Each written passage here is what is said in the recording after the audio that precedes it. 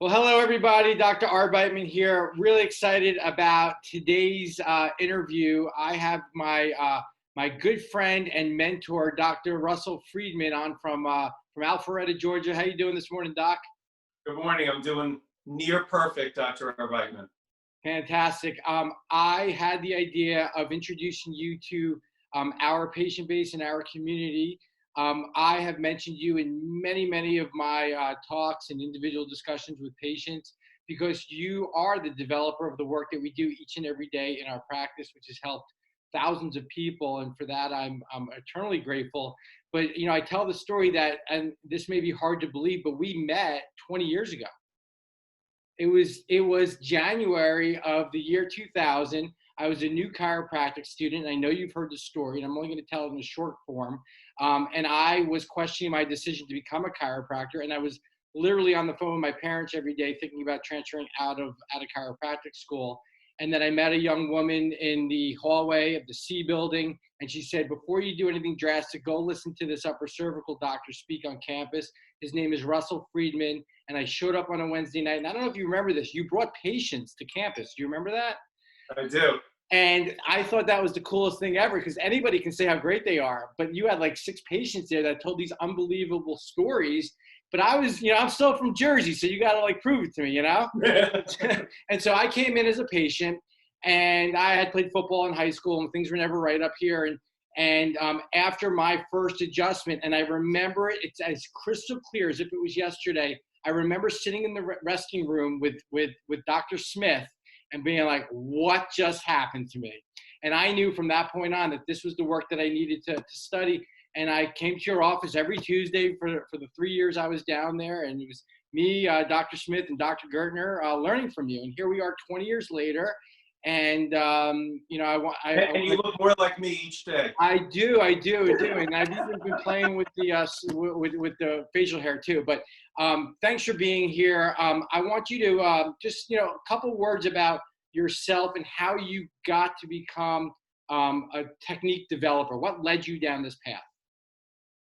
Well, you know, before I really tell that story, I believe in, you know, your story is destiny. You know, it's like we're destined. It's like the story that you told. I touched you at that time, and click. You know, magic, and that's what makes that happen, and that's why we're here today. And I think the same thing happened. It's destiny for me to be a chiropractor, and the turning point, and really it's probably the way that I'm just made.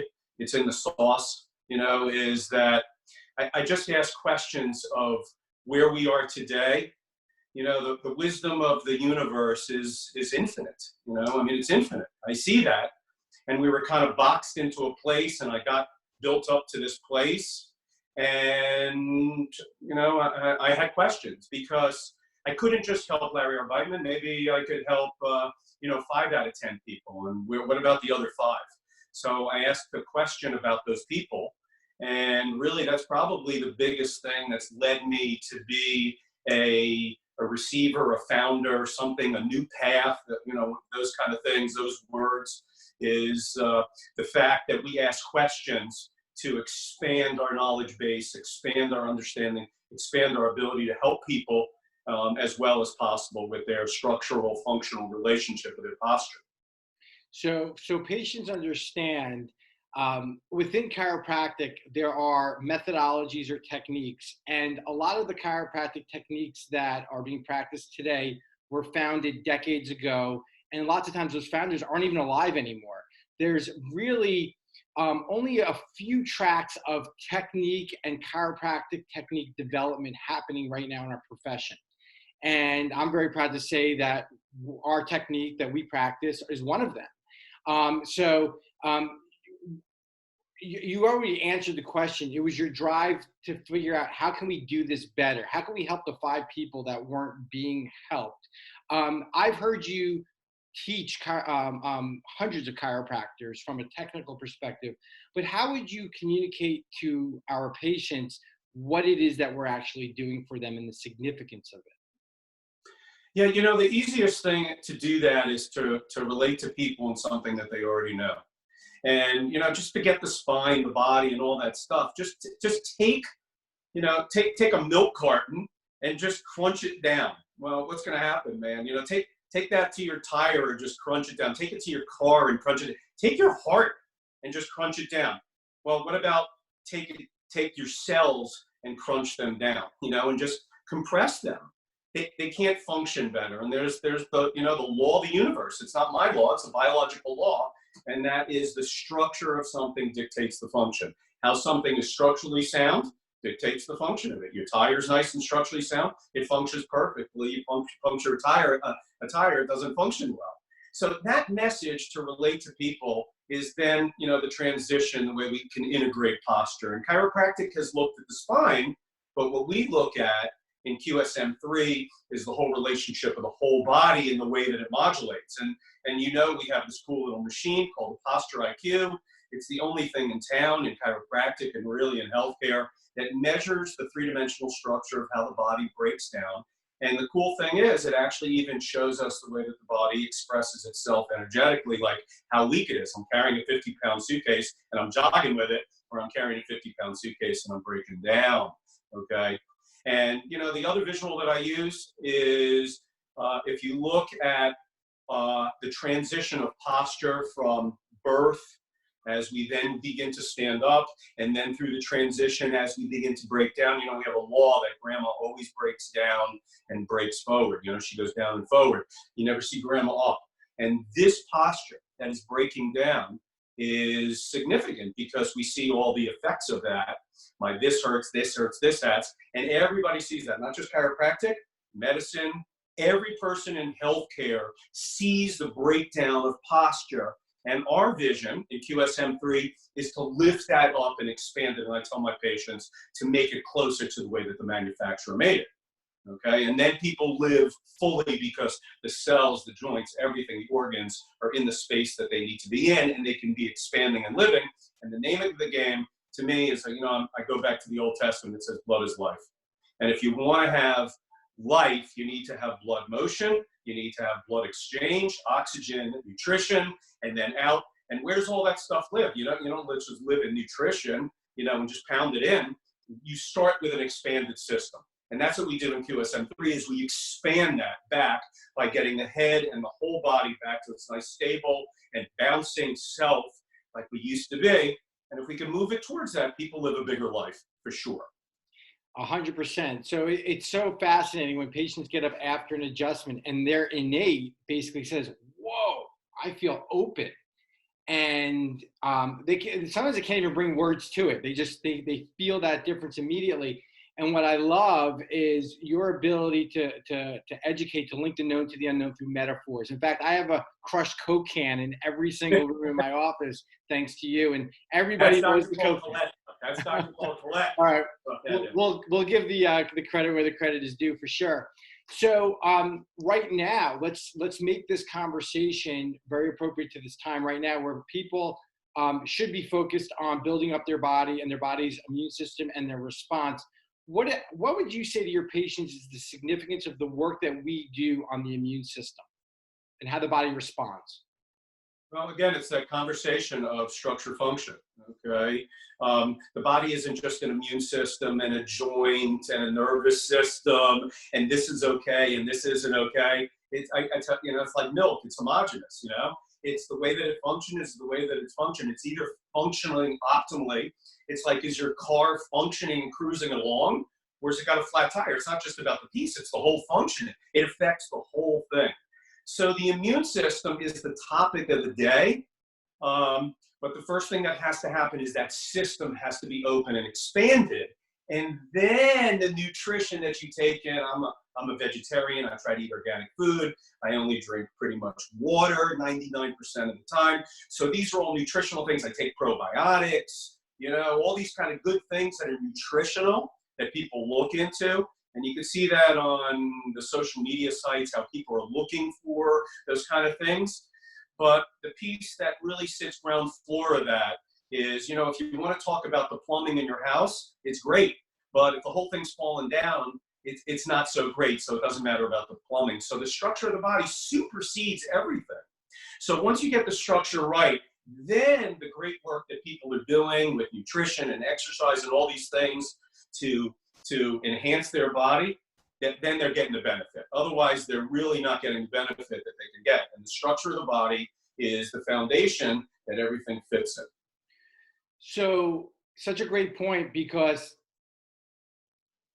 the traditional approach towards health in this country is reductionistic. If we could just understand how to beat the virus or how to boost the immune system, and your point is that everything in the body affects everything else, and you can't be healthy in one area and sick in another. You can't be sick in one area and healthy in another, and that's why you're seeing, unfortunately, the vast majority of people who succumb to the virus of the day have comorbidities, cardiovascular disease, blood sugar regulation issues, and it's not a question of, well, why didn't their body have what it needed to resist or fight this infection?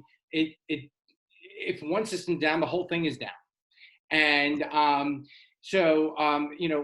I think that one of the strategies that the voices of the day, the people speaking from the podium, are missed out on in this opportunity during this time. Instead of just having experts in infectious disease talking to the country, why wasn't there a panel of people like you, health and wellness experts, saying, hey, we're going to be locked down for 2 to 6 weeks. Why don't we as a country come out on the other side of this healthier? You're asking me that question? Yeah. Maybe we shouldn't go there. Well, because it's very simple, because, the system's broken, and it's not really the system. It's human beings. We're looking for, I don't want to change my lifestyle. I want something easy. I mean, that's the nature of all of us. I mean, I'm included. It's tough to take care of this. It's easy to just go fix things, and we live in a mentality of fix only when broken. Okay, fix when broken when it comes to the human body. But there's a movement that's changing. You can see that. You can see it. You can see it in the grocery stores. You can see it, and there's just it's like I said before in the introduction. It's in the sauce. It's in us, and these things, these viruses, and these personal health things that show up, whether they're personal or they're in the family or they're with patients. What do they do for us? They stop us. And that's the place where we get to reflect, okay? Because you gotta, the expression is, you gotta have that breakdown to have a breakthrough. And, I had a personal health crisis in 2012. And that's what changed me. But before that, I was living a different kind of lifestyle. And we have to have these. And there are people that are unfortunately losing their life. There are people that are also, maybe they're not even into it as far as the disease itself, but they're into it in a small business way, like you and I. We live in everybody's affected somehow. And what does it do is we look inside when those things happen. It's a great gift. It really is. It's just the best way that we learn. I know that through chiropractic, like I said, when I got to be, a board certified upper cervical doctor in 2 techniques, and I reached the pinnacle and I didn't have the answers. Well, those are the things that said, hey, I reached inside and I said, okay, I started asking questions. They expand us, these things. And these things for your patients and my patients, many patients say, hey, I need to get taken care of because this is ground floor for me. They've had that profound experience. And some people have not lived in that space yet. And through our education like this, and people like us and others that, shed the light on the subject, that the inside, it's an inside job, I tell my patients. It's inside out health. It's not a mask that's going to save us. It's our immune system. And where does that begin? It begins with the structure, the nutrition. And I'm a global guy. I'm not like you said, reductionist. I'm not a mechanist, okay? If my shoulder hurts, unless I had something direct trauma to it, I would look how to heal the whole body, okay? Those kind of things. If I had, a cold, I don't look at just my nose that's running and say, hey, how do I fix my nose? Okay, we understand these concepts. We just haven't broadened them enough to take care of ourselves in a global way. So when I talk to my patients and they say, hey, what can I do here? I say, it's global stuff. It's structure, it's nutrition, it's exercise. They're global things. It's not this piece, that piece. It's a global concept. I love how we went really broad with philosophical, because the questions that you ask determines then the answers that you receive. I want to dial back down because while I have you for a few more minutes, I want my patients to hear directly from you two things regarding the actual work itself, what they come in for and what they lay on the table and receive each and every visit. In your opinion, for a lay person, what makes this work so progressive in chiropractic, in the profession? Okay, well, it's a number of things. One of the first things that we've touched on is for the first time, we have left that reductionist, mechanistic view. Oh, you have a bone out of place. Oh, you have some degeneration here. The things that we hear from everybody. Oh, you have a muscle spasm here. Oh, this is sore. Hey, this is tight. I can't bend this way. All these things that we notice, okay, because those are just indicators, okay? So what this system has done is it's for the first time in anything, not just in chiropractic, in any healthcare, is we have really a conversation with the human body and the global posture. Is the human body is alive. It's not just some bone that gets knocked out of place. It's not a building, and it's not a shoulder. It's not a knee replacement. It's none of these things. It's a system that has been knocked off center, but it doesn't behave like a building, and because it responds. It tries to create balance. So as somebody gets knocked off to the right, the head and shoulders are brought up to the left. So for the first time, we're able to see that and understand the biomechanics with the second piece, and that is the global picture that's going on in posture, not in chiropractic, but in posture, and that is the concept of tensegrity, that the human body is not just parts and bones and piled up on top of each other, and the bone sits on the vertebra, and the disc goes like this, and it smashes down. It doesn't live that way. The concept of tensegrity means we are an expanded balloony system, and we kind of had it backwards. Is we thought it was a bony system that's supporting us, and it's actually a big fascial system, like a tire that inflates, with a bony system inside that gives us the ability to do this and do this and do this. And those two things are probably the biggest thing, is that we have a relationship with the whole body of how that it modulates and the nervous system works, is we brought life into it. We didn't just brought a bone and you got this, we brought life into it. And what those two things do is the global system and understanding that it's a balloon, is it creates an opportunity for us to understand it so we can help people change it from that position of where they are, okay? Everything kind of breaks down. We have this big postural wave. Everybody gets damaged, just like your car is different than my car, and the damage that it's got, if you got little dings in it, they're all different. So if you went to a body shop, he would say, hey, I'm gonna fix this over here and fix that over there. We're able to do that too, okay? We're able to look at the whole system globally now, and not just try to disrupt the joint that's breaking down, that's hurting, but the whole system, so the whole system can live better. Perfect. Awesome. Thank you for that. Now the person comes in and one person has sciatica on the left, another person has a headache on the right, another person has arm pain going down the left. And, you know, we don't approach the symptomatology, we approach the structural breakdown and seek to correct that or stabilize that.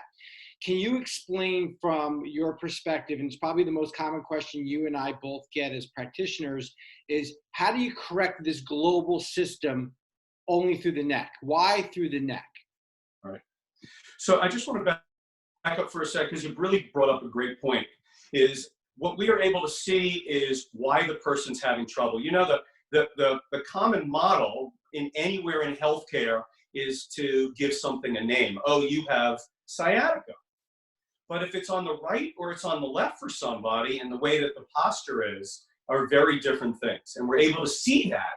And the second piece, which is, you know, who cares what you call it? If I got a hole in my tire and I call it tire-itis, it doesn't do me any good, and I give the guy $50 and I walk out the door. Right. I mean, that's kind of the model right now. Right. For pills or some sunglasses, so you don't see it, but it's still there. Right. Okay. That system is different, okay? That's not what we look at. So we're able to see that relationship of not just naming it, why they have the trouble, and because we understand it, we're able to change it, okay? So I think those are the two big pieces of what we did, and you just brought that up. But the answer to your question, then, how do we then do that? Okay, if we can make a relationship of why it's happening, and then we can understand the global scenario. Now we have a better understanding of how to change that. And just imagine that you had a flat tire, or you had a marionette, you know, with all the strings, and you dropped it. And that's really kind of what happens to the human body. Gravity, we get trauma, and gravity just overcomes us. Gravity is the largest stressor to the human body. There is nothing that's greater. Certainly not gluten. We say it's gravity, not gluten, okay, in our office. Sure. So, and you can see it. Everybody's got it, and it's systemic to the globe. No different than this scenario right now. So it begins to break down. So the first place is where you would want to lift that is from the top, okay? You want to lift it up, okay? So the cervicals become a perfect area. The other cool thing about the cervicals is they have flexibility. So imagine that I had like a rubber band here and it was short, and somebody walks in there like this and they say, "Doc, my shoulder's killing me." And I say, "Hey, I can understand why." I take my x-rays, I put them on the posture ID and do what I do, and I get my postural listing, and I say, okay, well, there's a connection that's right here that's been damaged and it's breaking down. And I could come in from the neck, and not only can I just lift it this way, but because the neck is three-dimensional, I can rotate it and I can expand that joint and that line as much as possible, no different than you're inflating a tire, so I can create maximum. And again, it comes back to expand the person back to their big balloon system, because that's it, man. When we got our bounce, we got our life. Okay? And when we don't have our bounce, we just walk in buildings. And you can see it. It's right there in front of us. It's right there in front of us. And the body is just yelling at us with all these little different indicators. But the neck is just an opportune place. It's comfortable for people. It's three-dimensional. It's soft. It's motion. We can create 3D motion. And that's one of the other things that we're about with QSM3. It's not just to lift it up. We're a motion individual. We should move, right? So you want to get it to move, and we're able to take those joints and watch. As I move my neck, I move my whole body, and everything gets moving. And that's what people feel when you're adjusting them, is we take our hands, contact those lines from the top, lift it up, take it three-dimensionally, expand the whole human body to its tensegral volume, and give it three-dimensional motion. And how do I know that that's right? Because that's the way we're made. And I trust from above down, inside out. Well, thank you, thank you, thank you. You are a true gem. That is just a perfect gift for you to provide to me, for me to provide to our community, and for them to hear exactly from, this is who I've learned it from, folks. Thank you, Dr. Friedman. As we end here, you know, I know you're a very spiritual man. You have a lot of wisdom. Any parting thoughts, positivity? Yeah. You know, there's definitely levels of what's going on right now. You know, definitely levels of how people are being affected. Okay, but I think the deepest level for us is, you know, in the Garden of Eden, there's a tree of knowledge, and there's the tree of life, and one of them got us in trouble. It was not the tree of life, and the tree of life is live what's inside us. It's what animates you, Larry, is the same thing that animates me. What animates every patient, what animates the honeybee to make honey, and know that wisdom. And we've forgotten that. We're separate from that. And that wisdom is inside us. And we're being reminded right now, and for a lot of people, and that's really what this message is about, is that if you really want to live a full and empowered life, where does it start? It doesn't start out here. It starts in here. And it starts with structure. And it starts with, actually, I should take that back. It doesn't start with structure. It starts with knowing that fact that we are connected, because otherwise I couldn't be having this conversation with you. So that connection is all there. Universe gives 100% all the time. The guy or the lady is not a 99%, gives 100%. And when we start living in that space of our power and truly who we are, then guess what? We walk with the God, so to speak, you know? Sure. Well, again, thank you for this time. I know you're incredibly busy. Thank you for sharing everything with me and my community, and I look forward to us talking soon. Thank you, buddy. Keep up the great work. Stay well. Thanks. Bye-bye.